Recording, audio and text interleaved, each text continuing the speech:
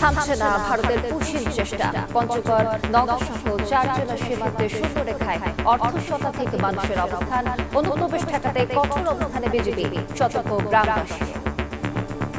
Indian নাগরিক জড়ো হয়ে আছে এদিকে পুশব্যাক করার জন্য। আমরা কখনোই এটা মানব না যে বহিরাগত লোক এসে আমাদের দেশে মাথা উঁচু করে দাঁড়ায়। যাদেরকে ভিতরে পুশিনের চেষ্টা করা হয়েছিল ভারতের অভ্যন্তরে অবস্থান করছে, এখান থেকে প্রায় 50 গজ ভিতরে। পার্শ্ববর্তী দেশ থেকে বিতাড়িত কোনো ব্যক্তিবর্গ প্রবেশ করতে না পারে সেই বিষয়ে আমরা যথেষ্ট তৎপর রয়েছি।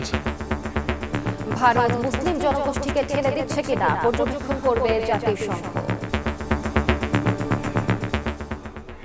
দেখছিলেন প্রধান শিরোনাম। দুপুরের সময়ের সঙ্গে আছি আমি আলিশা ইসলাম।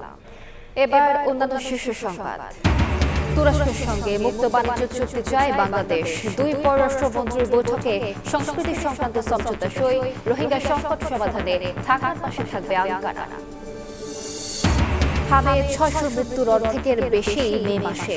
জরুরি অবস্থা ঘোষণা হলে কমানো যেত প্রাণহানি, দাবি বিশেষজ্ঞের।